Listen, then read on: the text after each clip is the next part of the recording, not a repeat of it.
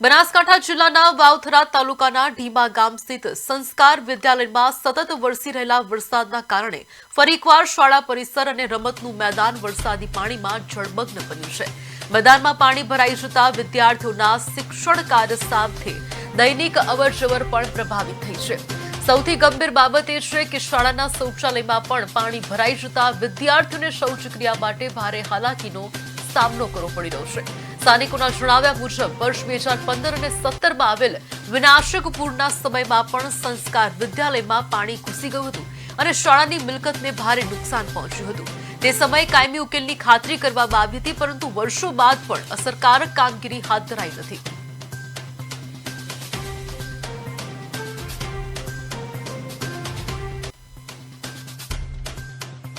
એમાં ઢીમા હાઈસ્કૂલ ધરણીધર તાલુકામાં આવેલી છે, જે દર વર્ષે આ મેદાનમાં 2016-17 ગઈ સાલ અત્યાર સુધીમાં આ પાણી ઉપરવાસથી આવે છે, બરાબર, અને આખા મેદાનમાં પાણી ભરાઈ રહે છે।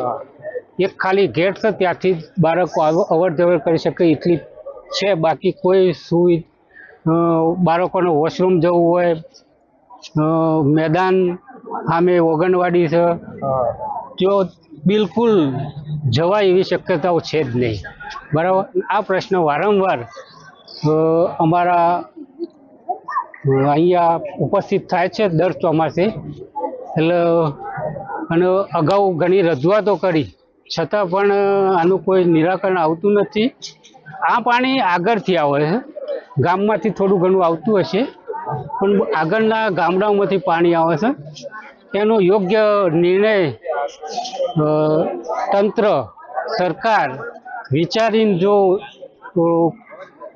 બાળકોના ભવિષ્ય માટે, બાળકો બીમાર ના પડી એના માટે કંઈક સોલ્યુશન આવે તેવા પ્રયત્નો સરકારને રજૂઆત કરવા માટે અમે પ્રયત્ન કરીએ છીએ।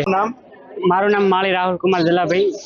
અમારી સ્કૂલમાં શ્રી સંસ્કાર વિદ્યાલયની અંદર આજુબાજુના ગામડામાંથી પાણીનો વધારે આવવાથી સ્કૂલની મેદાનમાં પાણી ભરાઈ જાય છે, વર્ષો ભરાઈ જાય છે। હજુ ચોમાસાની શરૂઆત છે, ચોમાસું આગળ વધતા તો વધારે પાણી ભરાશે। ક્લાસરૂમની અંદર પણ પાણી પહોંચી જાય છે। 2015થી લઈને આજ સુધી હર વખત પાણી ભરાઈ જાય છે। આમ પાણીનો નિકાલ કરવા માટે અમે અમુક રજૂઆત કરી હતી, પણ તેનો હજુ સુધી કોઈ નિકાલ આવ્યો નહીં, ને આ પાણીનો નિકાલ જલ્દી થાય તેની અમે રજૂઆત કરો, પણ તો કોઈ એનો નિકાલ આવતો નહીં। આના કારણે મચ્છર પેદા થાય ને તેના કારણે રોગ પણ થાય છે। છોકરાઓને ભણવામાં તકલીફ પણ પડે છે, અને છોકરાઓ મેદાનમાં ફરી પણ નહીં શકતા। ફરવા જાય તો લપસી જાય છે, લપસીને પડી જાય, તેની જવાબદારી કોણ લેશે?